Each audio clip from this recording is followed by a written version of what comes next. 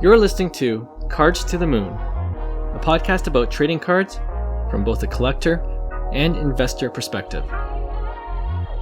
We hope you'll stick around for the ride as we take a deep dive into the state of the hobby, share some hot takes, hopefully some useful advice, and fun stories along the way. Hey all, welcome back to Cards to the Moon. This is episode 151. My name is Clark from 5 Card Guys on Instagram and 5cardguys.com. With me co-hosting as usual is Hyung of Integrity Sports Cards.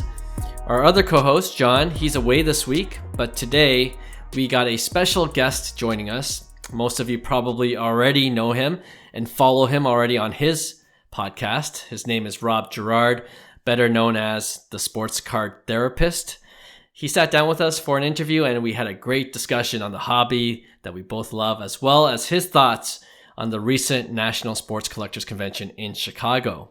And speaking of the National, because we couldn't be there this year, we invited a few more guests to come on and share their experiences and cool stories about what happened in Chicago, or in Rosemont to be precise. So August is going to be a really fun month of episodes here on Cards to the Moon. Okay, before we get to our interview with Rob, off the top, I'm not sure if you heard this already, but there is a 2023 Bowman Chrome superfractor autograph card of Junior Caminero, who is one of baseball's top prospects this year. And it's his first Bowman auto, and it was recently graded a BGS 6.5. Ooh. Brutal. With a 10 auto, so there's your consolation. But my question is, Hyung, for you, what would you do if you owned this card? You know, you got it back. It's a BGS 6.5, and it's the corners. I looked at the sub It is grades. the corners. Yeah, the corners corner were a 6. Yeah, Yeah. that's a tough go. I think, man, like, you know my answer. I'm cracking that out for many reasons and sending it probably for an auto grade. I'm going to inspect the card first to see the 6 corner. I probably wouldn't have sent it to BGS in the first place if I seen a 6 corner. Or did it happen after? Like, that's why. It's like maybe he didn't see it, maybe he did see it. But I might send that to Authentic Auto, Authentic Auto 10, grade the auto, because I seen the auto was a 10 Caminero's auto's not great anyway, so it just looks like a scribble. So I think that 6.5 is a big eyesore, even with the new, I guess, the silver labels that BGS upgraded to instead of the white ones.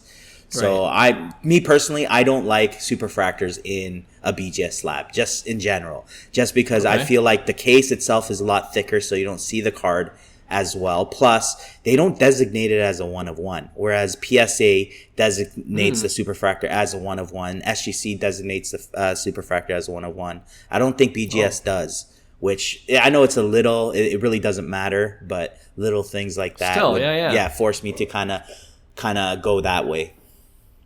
Okay. Well, I think a lot of people would agree with you to crack and resubmit to another grading company, but I wonder, and I probably would do exactly the same as you, but do you think, because it's out there, right? Like, people know it's a 1 of 1 superfractor card of this guy, and you're cracking and you submit it to PSA. Do you think the guys at PSA is like, okay, we know that this is a 6.5. Yeah. So they're going to be... For sure. I don't think you do it with the intention of, like, you're trying to trick anyone. I mean, superfractor's a 1 of 1.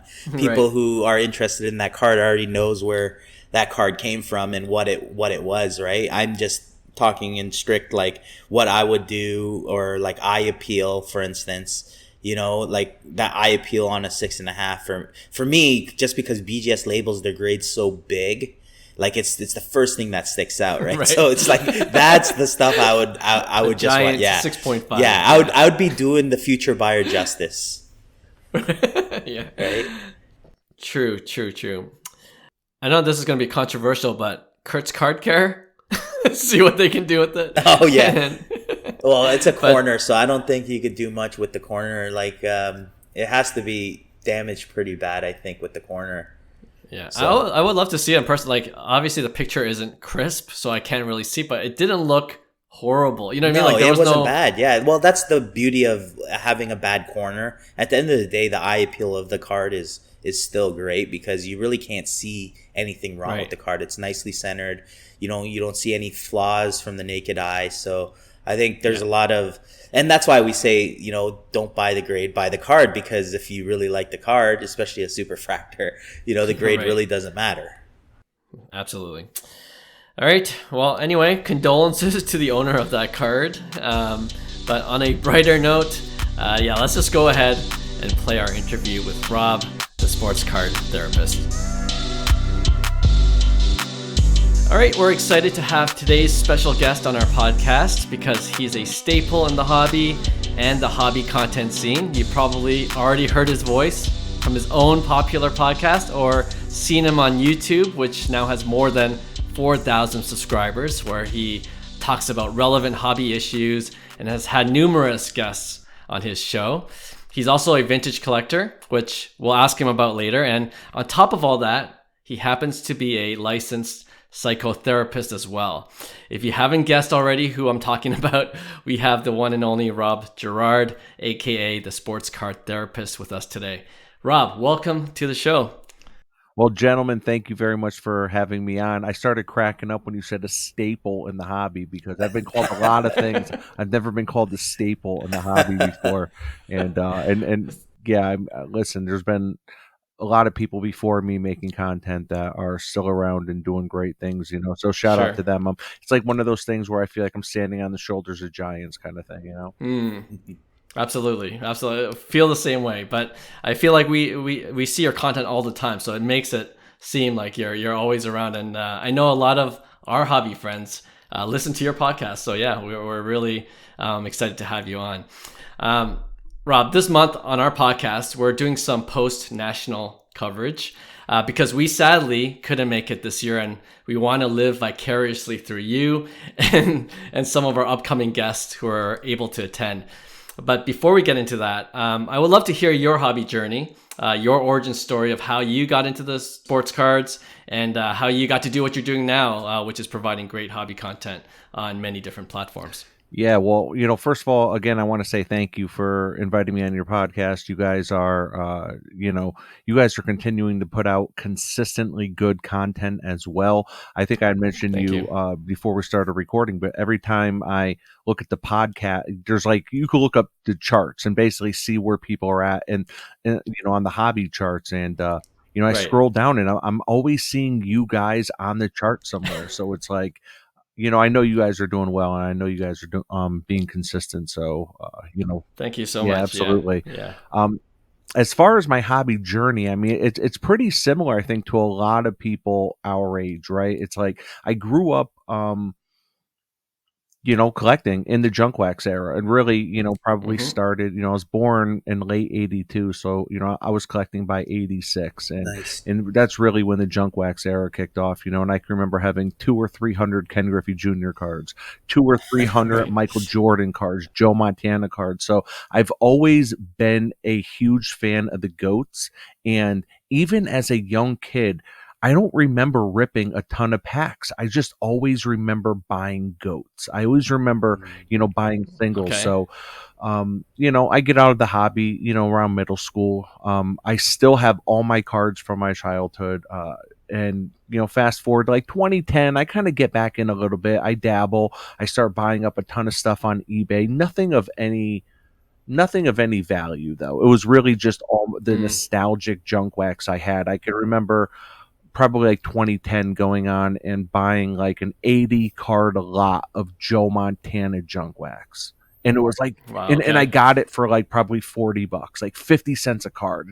And I just started buying binders, blank binders and pages for myself, and started filling them up. And I'm in a long-term relationship at this point. And at this point, I'm 26, my wife's right. What are you doing? I'm and funny thing is even back in 2010, so I'm in my mid 20s at this point, but I stuck my binders under my side of the bed And my wife's like, "Why are you putting those cards under the bed?" It was like, listen, if I have to explain it, you wouldn't get it, So, Right. so It's fast hilarious. forward, a couple years later, I buy some more stuff. But even though I don't feel like I ever truly left the hobby, but I know I stopped buying for long periods of time, but I still have all my Sure. cards. So, fast forward to the pandemic. And I feel like it was slightly before the pandemic, but I can't exactly put my finger on it. But out of the blue, I was really just listening to a lot of podcasts. Like a lot of people, I started consuming a lot of podcast content. And Right. out of the blue, I don't think anything planted a seed to think this, but it just I think it came to me. I could be wrong, though, who knows? But I remember thinking, I wonder if there's any sports cards podcasts out there. That would be freaking awesome. So I just started looking up sports cards podcasts, and there was maybe about 4.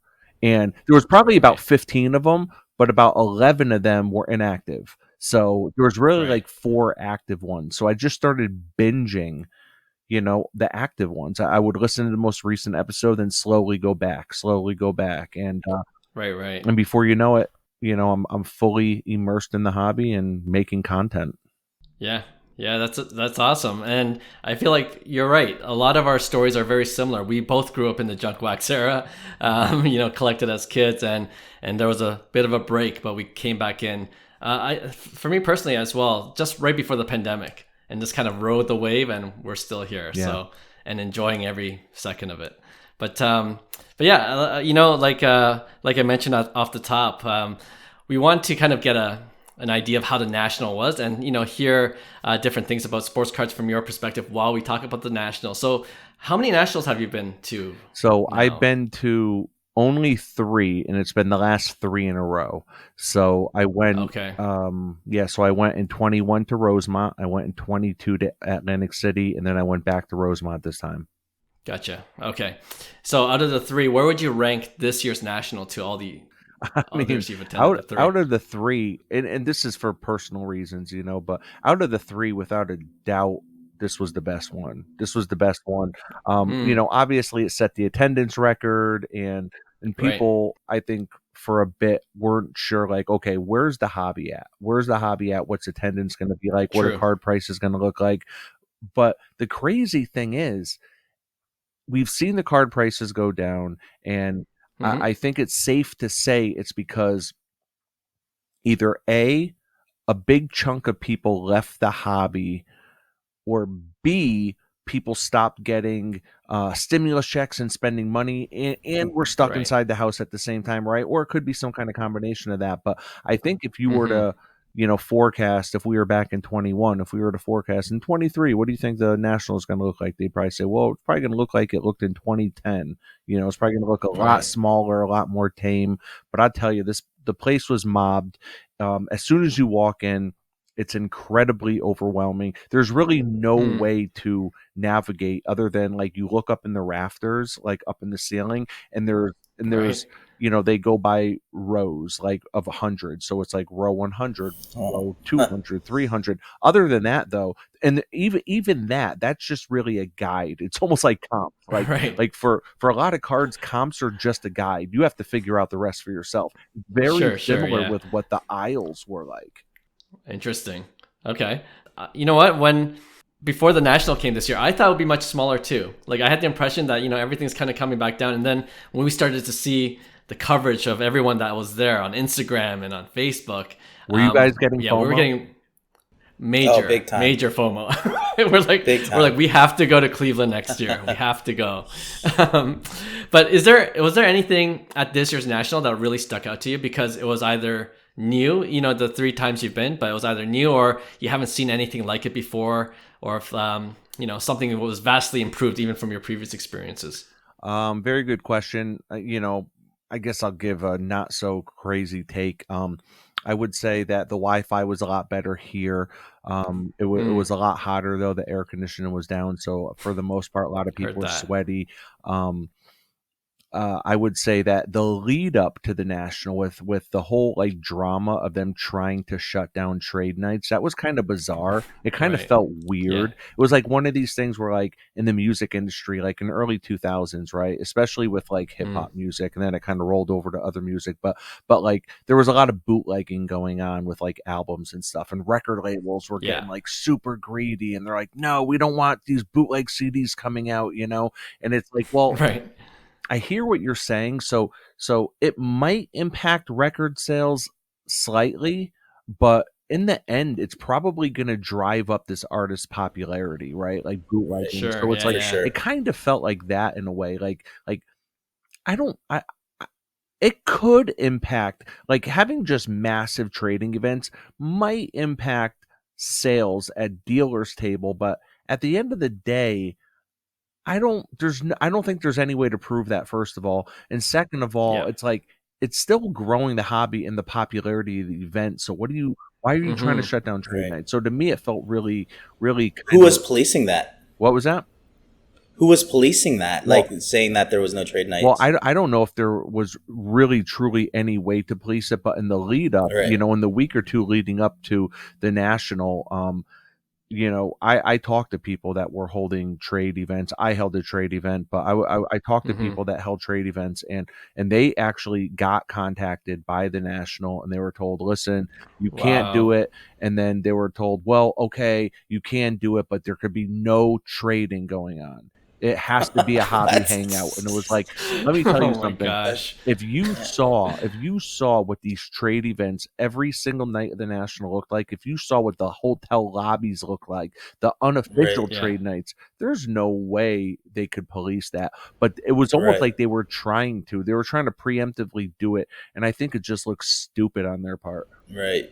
Yeah. Yeah. I think they realized it too near the end, how it looked really bad upon them, and they're like, no, we're not saying you shouldn't have trades. And they kind of walked it back a little. That's what it looked like to me. And what's crazy too is I know that basically the company that runs the national is actually changing hands starting next year, and I know some of the people that are going to be taking it over. They're some East Coast guys, and like what.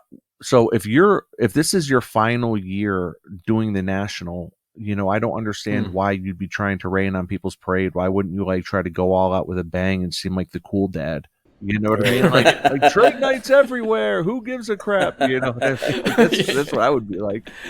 Yeah, exactly. Well, on that point, you say you know some of the guys. Like, are you optimistic of how the national will be in the future and this under the hands of this new management team? Yeah, I think so. You know, I think, you know, some fresh perspectives, and they'd have to be Stevie Wonder to not hear what's going on with the backlash that all these that this regime is getting. But I think probably what I'm more excited about than to see what happens with the national is Fanatics. I think now that Fanatics is starting to announce, you know, maybe not the specifics of events, but they're starting to announce these events. I'm really curious to see what Fanatics is going to bring to the table, because who knows, 10 years from now, we might not even be talking about the national. If they don't get their act together, I think Fanatics is going to come in and kind of sweep everything away. For sure. Yeah, we've been seeing very similar things on this podcast. Absolutely. Yeah. I was actually listening to your recent national recap episodes, which is great. I love the thoroughness of it. And something you said that I thought was funny was when you mentioned about how shamelessly you were talking about sports cars with your friends, despite the rest of society thinking what we love and have a passion for is pretty nerdy, right? But I do have to disagree with you on one thing, and I have two young boys, 6 and 3, nice. I do believe one day when they grow up, it will be cool to say I collect baseball cards. I think we're doing our part, you know, with all this content, and we're making it more socially acceptable to be, you know, very passionate about collecting cardboard. Yeah, man. But but you know what? It's also because I think these kids today are so much more savvy and knowledgeable when it comes to collecting because of the internet. You know, they research what they like, buying and selling. Even local card shows here, we see them wheeling and dealing. So I want to ask you, because I heard from multiple sources that there seem to be more kids at the National this year. Did you find that to be the case? And What are your general thoughts on the younger generation getting into the hobby? Well, you know what? Right as you mentioned having two boys, I'm actually looking. My daughter has had one of her Frozen cards on my desk for the last Okay. week now. So it's a Disney Frozen Oh, card. Yeah, Nice. that's nice little Elsa beautiful. refractor, Yeah, little cracked ice that looks action, nice. right? Yeah. So It's a yeah, beauty. so my daughter's been collecting, and it's been great, man. I mean, so Yeah. I bought like this PSA 8 lot on eBay, and it was 8 different Frozen characters, all PSA 8s. They were all graded together at the same time, and bought her Okay. those, and she like fell in love with them, and then I bought her a I don't know what brand they are. They're definitely in a different language, but they're Frozen trading Mm, cards, and it comes with like 100 packs. So every few days we open up some packs, and she loves them. Yeah, nice. man. So I'm super excited about kids being in the hobby, and all just all of this. I think the one thing that Mm, when it comes to kids in the hobby, I feel like when obviously gambling and the whole idea of gambling, whether if it's breaking, right. whether if it's roulette wheels like at card shows, anything like Right. that, like sports gambling, all this stuff, I Right. feel like Right. so much of it, even though there's like a thin veneer of like, oh, this is geared toward adults, part of me is like, yeah, but kids really dig that stuff, like everything they're doing Right. Mm, with the bells and whistles. I feel like it, in reality, it's really geared toward kids. Like the Iron Fist and the Velvet Glove. The Velvet Glove is like, oh, we're geared toward right. adults, but that Iron Fist is saying something different. So Yeah. Good so it point. scares me Good with point. kids. You know what I mean? It kind of Yeah. It definitely have to be mindful of that did for that answer sure. your I didn't question? even. I feel like I went off on a tangent. No, No, that no, was it did. great. It Yeah. did. Yeah, no, it's made me think, especially with two boys coming up, and I know I'm going to introduce them to cards. My older kid's 6 years old. He's already into Pokemon Oh, and baseball cards too, so he's already in. But but my younger one will get in soon enough. But yeah, I like that insight. You were mentioning also in your podcast, you set up a booth there, and Hyung, you can speak on this too because you set up a booth at the Sports Card Expo here in Toronto, which is the biggest card show in Canada. did you? How was Um, that? How was that setting up in Toronto? It's a little different. We always say this. We're baseball guys, so it's like setting up. In Toronto, it's fun. It's great. It's the same kind of hype. You get to meet your guys, your buddies, talk sports cards, but then 80% of the show is hockey, right? So it's really in hard to Canada, yeah. find kind of like the baseball that I like. I really like rare stuff, just anything cool and rare. That's kind of like up my alley in baseball specifically, right? So it's a little different than kind of like the national, but overall it still brings that card show kind of like life where for the next 2-3 days, nothing exists but sports cards. Yeah, and my buddy Ken from Sports Card Lessons, he actually flew up to the Toronto show, this last one, so he was at the Right. show, Nice. and he was like, he goes to shows all the time. He goes to shows all over, and he said, "Man, that Toronto show is legit. It's big. Oh, Oh really? yeah," he said, "It's big. It's Nice. busy. It's definitely the real deal." It's definitely busy. Yeah, Yeah. Yeah. for sure. For sure. Represent. But actually, I think both of you had mentioned this separately that you, having set up, you'd rather be mobile and be able to walk around the show instead of being anchored at your booth. Did you feel like you were missing out on some of the deals because you were at your booth, or is there any reason why you'd rather just walk around? Well, yeah, I mean, I tell you what, it's not even about the deals that I felt like I was missing out on. I feel like I was missing out on the Mm, experiences, like I ended up walking around. I mean, there was all I was there for 3 full days, and I was able to get out of the booth every day, but it was like 20 minutes here, 30 minutes there. There was one day where I got out mm, for 2 hours, and looking back on it, I think other than people coming up and saying hello and introducing themselves to me, other than that, getting out for those 2 hours just to walk the show was probably the highlight of the show itself for me. You know what I mean? Because right. just being able to walk around, see a lot of people, see all the different booths, see what's really out there. I mean, I was coming across everything from, I love vintage, so there was like, an original like Babe Ruth pocket knife, and I don't mean like his personal pocket knife. What I mean is like they came out with a line of Babe Ruth pocket knives, like in 1935, and there was like one there for sale. Ton of Type 1 photos, all sorts of different memorabilia. And I'm not really a memorabilia guy. I'm pretty much strictly cards. I like Type 1 photos, but I'm basically strictly cards. And just being able to get out there, I did feel like I had FOMO being behind the table. Right. Yeah. Right. Makes sense. Yeah. Do you feel the same way, Hyung? Oh yeah, 100%. Like I think especially the scale of kind of like the national, you kind of want to, check what's going on, and but it makes sense both ways. Like I'm sure there are times when it's like, thank God I have this booth. It's like kind of like settle in, just relax, and it's like, because when we're walking the shows, it's long days. It's like you're just looking for a place to kind of wind down, relax, gather your thoughts a bit after walking hours and hours, right? So I see both sides, but for sure in the national, I would definitely want to be mobile in my opinion, yeah. But I've never been there, so I can't say. And don't get me wrong, I think I could definitely echo what you're saying. It's like luxury problems. It's like, oh man, I wish I could be out walking a show. Too bad I have a booth. Yeah. It's like there's a lot of people. There's a lot of people out there walking that would have loved to have a place to set up, like a place to sit down, a place to store their things under the table, a place to be like, hey guys, I'm going to be here all day. You come to me, kind of thing, Right. So sure. I'm not trying to sound like a whiner by any means, but I did have some FOMO though by being stuck behind the table, for sure. Yeah, understood completely.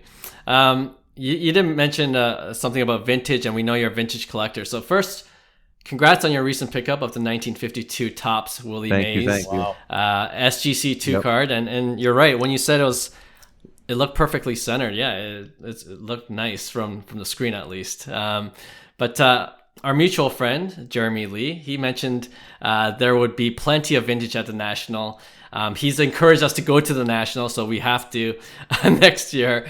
But I want to ask you, when you look for graded vintage cards, could you explain why sometimes the value of vintage cards can vary quite a bit, even if the number grade is the same? Yeah, and that is part of the fun of collecting vintage, right? Because let me give an example real quick. So one of the most popular cards ever probably is the 2017 Patrick Mahomes Prism Rookie, right? I'll just use that as an example. I could have used a Luka Doncic Prism Rookie, but we'll go with Mahomes, right? Mahomes Prism Rookie. That thing, there are so many of that thing.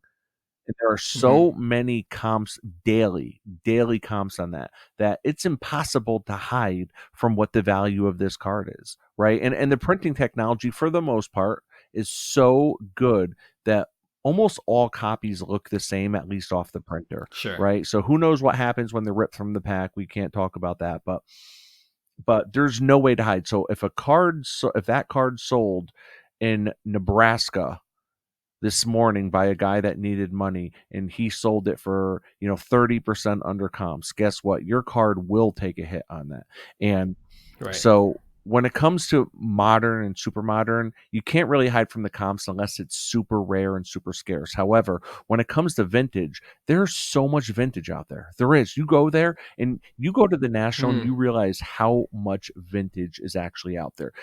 For the most part, it's not rare and it's not scarce. However, what the scarcity becomes is having a very well-centered vintage card. So a vintage card, if you were to ask 100 vintage collectors, probably about 90 of them would say that the most important part of a card for vintage collectors is the centering, because when a card is very off-centered or when it's miscut, it definitely does something. Your eyes kind of drawn to it. You even from someone that is not an avid collector, they could look at the card and be like, something's not right. I might not be able to put my finger on it, but I know something's not right. But when you have an incredibly well-centered card, or even a close to well-centered card, there is a premium that gets put on that.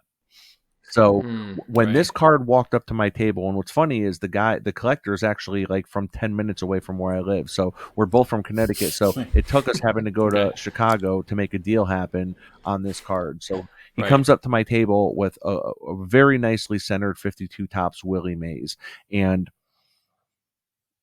I told him I was interested. I knew he was interested. I had a Jordan rookie. It was like a SGC 8. So I knew he was interested. That kind of card right there, there's really nowhere to go for comps. Right? Like, unless it's a Beckett graded Jordan rookie that has the centering, that has the subgrades, and you could say, oh, this centering is a 9.5, this centering is a 10. Maybe you can get a slight premium on that just because the centering's a 10. But for the most part, a comp is a comp. There's so many of those Jordans out there, and they all, for the most part, look alike when it comes to centering and eye appeal. So with this 52 tops Maze, the fun began because he knew what he had, and I knew what he had. He had a very well-centered 52 tops Maze. So what that meant was we had to figure out a comp for this. And when I say a comp, we had to figure out a value. We had to figure out a value that we both felt comfortable with. He had his argument, I had mine, and I'm not even saying I made an argument because I said, that's an incredible copy. Let's make a deal happen. And he was like, yeah, let's do it. So that's kind of what we did. We sat there and talked because of how well centered the Willie Mays card was. Yeah. I knew when you were coming out, we had to talk about vintage for even just a little bit because we don't talk enough vintage here. We talk a lot modern. And when we talk about modern, of course, the comps are the comps. And you know, like you said, we can't hide behind the comp values. But I always found it fascinating. Yeah. Just the vintage aspect, you know, collecting vintage and how there's so much variance. And I was wondering how you guys come to that value. And I guess, just like you said, it's just a discussion between two dealers or two trading partners. Definitely. And there's also there's a lot of sets that are not centered well or whatever, but there's also some sets that are infamous for being off center, for being miscut. So, you know, you tend to know those sets. Like, as a vintage collector, you tend to know, okay, basketball, 61 Fleer. Anything that's even, and that's the Wilt Chamberlain rookie. That's the Oscar Robertson rookie year. So anything, and same thing with 57 tops basketball, which is Bill Russell's year. So, you know, when you see a card like this that's centered, your radar immediately goes off, and you're like, wow, that's a somewhat centered Wilt Chamberlain rookie. They must be asking an absolute premium for that. I've seen PSA 2s sell for 60% higher than a PSA 4 of the same card. Wow, okay. Of the same card. Oh, wow. Yeah. Right. Yeah. Crazy. Yeah.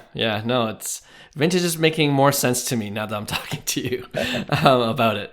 All right. Yeah, this has been a great discussion. I have one more question related to the National, and like I mentioned off the air, we like to do kind of a rapid fire question in the interview. But before we get into that, the last National question, like we said at the beginning, we were feeling major FOMO for not being in Chicago this year. So we're definitely clearing our calendars a year ahead in advance to go to Cleveland. And I think the exciting part for us, just by seeing you guys at Chicago, would be, you know, just being able to meet people in person that we've talked to throughout the year, and not just on this pod, but hobby friends online and through social. I know most people were saying the same thing that went to Chicago. Like, oh, it's great meeting people that, you know, you just interact from a distance. Can you describe what that's like when you're there for 4 days with hobby friends you previously only met online? Is it a feeling of like just, I think you mentioned like it's kind of like a wedding, but is it kind of like that where it's like gathering of old friends, you know?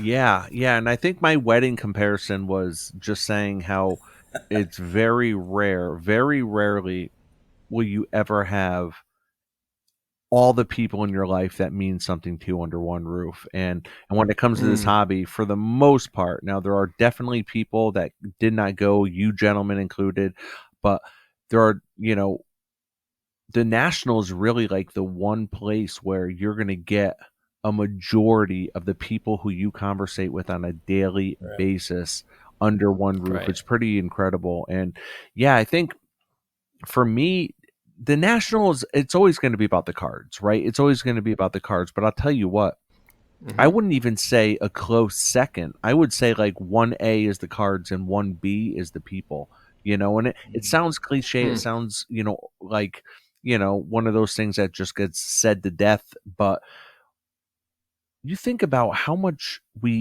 time we spend in this hobby talking about cards, DMing, commenting on each other's posts, and then all of a sudden you have a few days with these people. It's unbelievable. It's such an incredible feeling. It's one of those experiences where, for myself, I just want to like stuff it in a bottle and put a cap on it, and just like always remember it for that. It is hard to put in the words. I think it's, one of those things. And I think your level of involvement in the hobby will, depends on the feelings you get from seeing the people, depends on your level of commitment in the hobby. And, for you guys, I mean, 5 Card Guys, episode 151, that tells me that you have built some relationships in this hobby. You have met some people, and you are involved. You don't do anything 151 times unless there's some incredible passion there. 100%. 100%. Yeah, absolutely right. And I think that's why we have FOMO, because we want to meet up with like-minded, passionate collectors. So yeah, we can't wait for next year. That's amazing, Rob. We'll get into the rapid fire questions, and it's pretty easy. So the first one is a standard question for us. What's your favorite PC card at the moment? Great question. Favorite PC card. I definitely have a couple. Can I give you like 5? Sure. I mean, I gotta bring up the maze that I just got. There it is. There it is. This Mickey Mantle on card auto turns that's cool. Stops people in their tracks when they see it. This is arguably, other than his 52 tops, this is arguably his most famous card, and it's it's a very good centered one. It's probably like 70-30 as far as centering goes, and for vintage that's pretty good. Love the color too. Yeah. Amazing. 52 Mikan, 52 George Mikan. This card right here in every single. So this is authentic altered. I don't know how it's altered. It's a 48. I heard that 48 are wrongly labeled as altered because of the factory miscuts, but who knows? I still bought it because in all PSA grades, from altered all the way up to PSA 10, there's less than 250 on the PSA Pop report. So this card is incredibly Crazy. Rare and scarce. Wow. Crack and resubmit. Listen, I've had so many people say that, but I mean, I don't. No, I was just. You don't do that with that kind of card. Yeah. Well, I mean, even with this kind of card, maybe you do, but I've never been that person to crack and submit, and I'm not knocking anyone that does by any means. I'm not. Yeah. And then let's see, so many, but you know what? This one right here has been a huge topic of discussion for the last few weeks. Triple Auto, Bird, Dr. J, Magic. Beautiful. That is my good friend Carmine from Carmine's Cards, from Crosstown Cardboard. He just picked up one. Now cousin Tony from Cousins Collectibles is saying this is on the top of his grail list right here. So we might have like 3 amongst the Wolfpack members. Who knows? And then, and then my last one, LeBron. Yeah, my last one is probably the LeBron Ultimate Collection. That's sweet. Wow. Yeah. I spent a majority of season 2, which was, I just wrapped up season 4 right now. So season 2 was probably about 18 months ago. About 18 months ago, I was on a journey to get this card, and there were the only one that was available was 500,000 on eBay. So, which is crazy to me. So, eventually I let the cat out of the bag that this is the card I was like chasing and looking for. And after about 2 months, I started getting some leads on some from podcast listeners and ended up grabbing one. So yeah, those are my 5 right there. That's amazing. Sorry, man. I cheated. First question, I cheated. You know what, Rob? You're not the only one that cheats on that first question. Okay. Because for some people, it is hard to choose. But LeBron auto, that rookie auto is on my Grail list as well. So that was beautiful to Thank you. see. Okay. Second one. What's one thing you'd like to see at the next national that you didn't really see this year? An official national trade night every night. Ooh.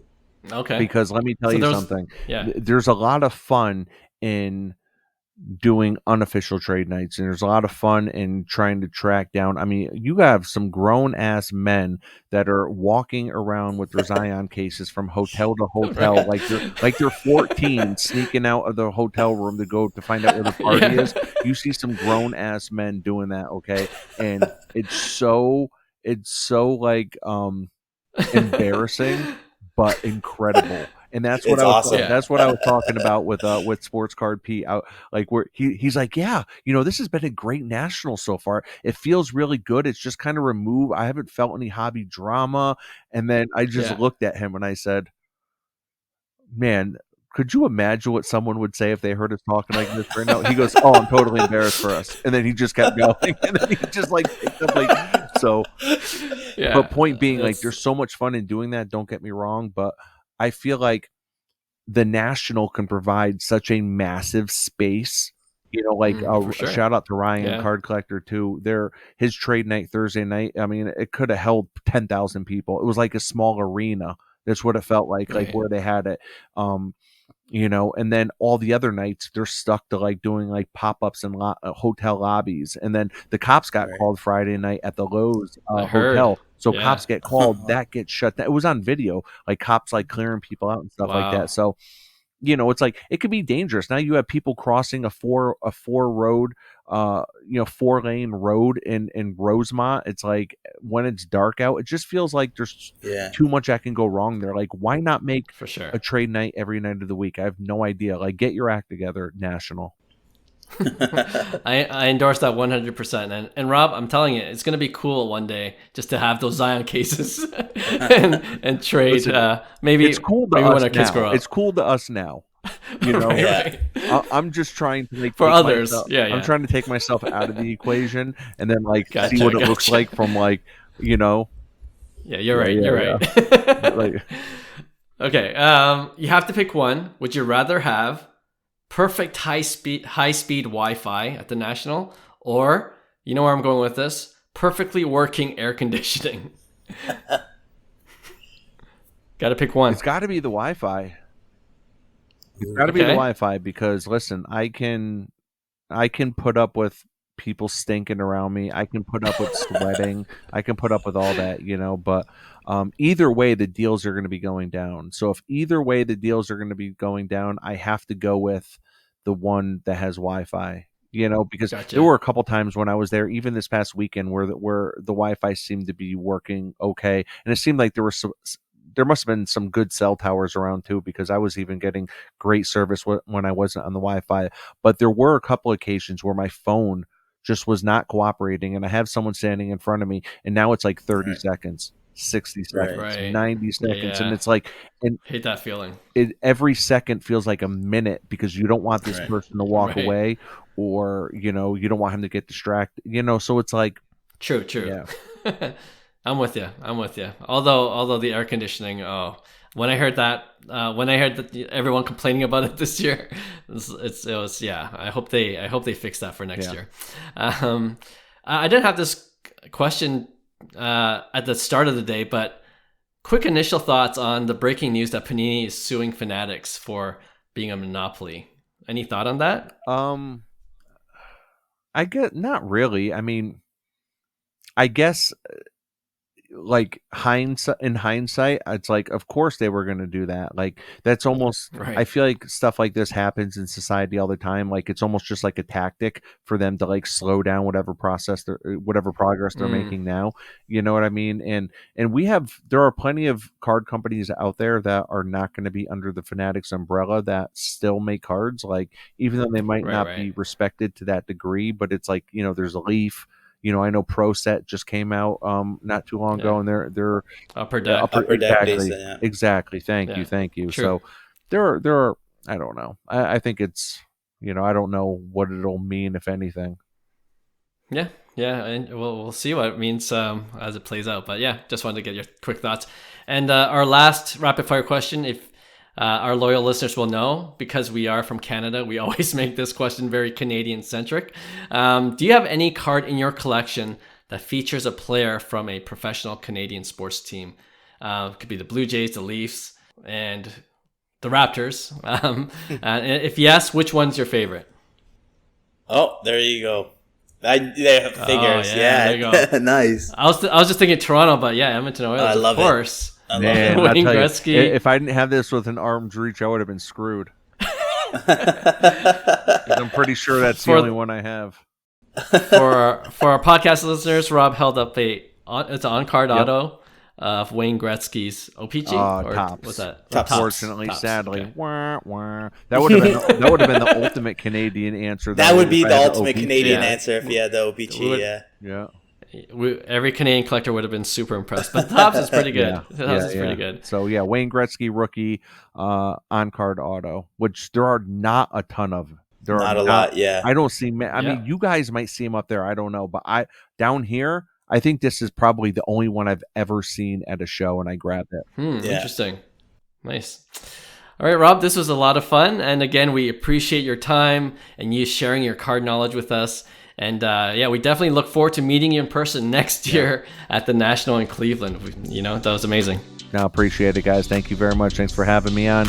Keep killing it. Keep doing your thing. You guys are doing great, man. So thank you. Awesome. Thank you. All right, so that was another great interview. And thank you once again to Rob, the sports card therapist, for coming on. We know he's a busy guy. With his own podcast and he's always hustling. So yeah, we definitely appreciate him coming on and just talking with us. So for sure, once we're out in Cleveland next year, we'll definitely meet up with him as well. Okay, let's end off this episode with our regular weekly segment we call Pick One. And this is where we each choose two cards and then we debate which one we would rather invest in. All right, so Hyung, do you have one I do. start off with? I do. Actually, last week I was gonna, pick this one, but prices have increased since. So, and it's funny because it's showing. It's crazy. It's 1 week, it was 500 and now $767. But I went with the Shohei kind of like, okay, let's talk about Shohei on a budget. Like we all don't want to spend thousands and thousands on a Shohei, but I was looking at the $500 range last week, right? So I'm eliminating all the base cards, like high print, even like refractors that, are not as rare. I'm going with like kind of like more of a hobby take. What cards are really cool or underrated for the value? And I took two cards. One personally, it's a hobby favorite of mine. It's Topps Heritage Action Variation. So usually Heritage is known as the kind of like old school face image, but then Shohei has a couple Heritage action variations. The one specifically I'm talking about is number 600, where he's pitching, right? I think it's super underrated card, PSA 10. Last sold for $767 with a pop count of 293. Okay. And the week before that, it was a $500 card. Wow. So I that's why I was saying this is a sneaky move. Like I think at $500, I've seen Acuna action variations at his peak surpass 500. So Shohei at the time was discounted in my opinion.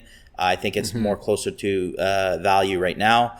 But would you pick that card? So pop of 293 in a PSA 10, or Topps Update, the SP, where Shohei's wearing a warm up jersey, the red BP pullover top, where he's just standing, smiling, being Shohei. The US one, PSA 10, last sold for $675. And it has a pop count of 313. So very similar pop counts, very similar pricing, but a very low pop in a PSA 10. Which card are you picking? Oh, that's an interesting one. Okay. If I'm going by the photo itself, I like the Heritage, the action picture, with him pitching. Definitely a better shot. But the Topps Update one it's an obvious short print card. You know what I mean? Like, it's like a very, like, it's an obvious variation. Typical Shohei rookie card looking. Yeah, exactly. And just the Topps, it's a Topps Update versus Topps Heritage. I think Topps Update, I like that set generally better. and they both have the rookie card insignia, right? So that's not Right. I'm just trying to buy myself time to see what I like better. You know what? I'm gonna go with the warm up shirt. Oh, interesting. Why is that? Yeah. I partially because of the set, like, you know, Topps being part of the Topps update. The red pops a little bit more than the pitching one. He's wearing a white jersey, and it's just like I said, obvious SP photo, and the tiebreaker. If there was a tiebreaker, you said pop a 313. 313 is like 313. Yeah. It's my lucky number. It's my birthday. 313. You know, and I feel like anytime I see that number, it's a sign. It's sold. Like, yeah. I'm on the right track for wherever I am in life. If I see 313, I'm in the right direction. And so this is speaking to me that way. All right. No, this one was tough because I really like 2018 Topps in general. I think that's what I was collecting when I got back into the hobby, and but for me, like as a hobbyist, Heritage was always the cheap rip, but it was always the sneaky kind of like that's why it's crazy, because for the true hobbyist before the whole COVID spike, like Heritage Chrome refractors, like black refractors, were so sought after. It was such a big part. Like the gold refractor of Heritage was huge. Red ink autos were massive. And then action variations were kind of like your go-to cards. And then you have your nicknames, you have your, magenta back, it's kind of like the old school style. So I always had a place for action variations, especially with the Cunha's cards. So for me, it's going to go Heritage because I just find like the US update doesn't get the love that the 700. I know earlier on, I did a 1v1. Which one would you rather have, Ohtani, the white jersey or red jersey? You guys picked the red jersey, which is the update, but the market's basically pointing at the Series 2, saying that's the card to have. And especially the parallels, right? So I feel like the US Series 2 Topps is the more sought after Ohtani, and this is kind of like the variation, the short print of that. With that said, they're both amazing cards. Like I wouldn't complain to have it. They're both rare. I really like the pop count for the price. That's why I kind of brought it up. I think they're decent buys for if you are going to buy an Ohtani that's rare, that might hold decent value. I would go with either two. So, but I'm picking the action variation. Yeah, no, that's a good one. Yeah, there you go. We're not you don't have to FOMO too hard for showing cards when you see these are available. And you're right, I'm looking at the charts. They're just going one direction and it's up. So it's crazy. Crazy right now what Shoei's doing. Okay. All right, for me, I'm staying with baseball, and I'm choosing this first player because he was in the trade news. MLB trade deadline just passed. So, and I'm going with pitchers. I know what the hobby thinks about pitchers, but I'm going to force you to decide out of these two pitchers, okay? One side, you got Justin Verlander. He's going back to the Houston Astros. His 2005 Topps Chrome rookie autograph card, PSA 10, sold last for $1,600, pop 56, versus Clayton Kershaw, his 2006 Bowman Chrome auto, PSA 10, pop count of 116, so double. Sold for $2,300, so $700 more. $700 more, eh? Yeah, God, 1,600 versus that's tough. $2,300. Okay. I was gonna say, Verlander, like to me, it would is there's only one pitcher that can outprice Verlander, in my opinion, in modern baseball, and that's Clayton Kershaw. Like I would have said Verlander for every player except for Clayton Kershaw's Bowman Chrome. Right? I'm going to go, even though it's a higher pop count, you can't go wrong with both. I was going back and forth where I was like, man, Kershaw's too expensive. He's overpriced, but then Verlander's kind of cheap. But then you're like, Kershaw, I think, is the better, overall buy. So I'm going to stick with my gut and say Clayton Kershaw. All right. I knew you were going to go there because I would normally go for Clayton Kershaw in this case. But when I first got into the hobby, I could have got this card for $500. So I can't buy it anymore at $2,300. That's what I said with Shohei too, man. Kicking myself in the butt there. So I'll reluctantly go. Not reluctantly, like you said, we can't lose with a Verlander Topps Chrome rookie auto at a pop 56. Yeah, and for 1,600.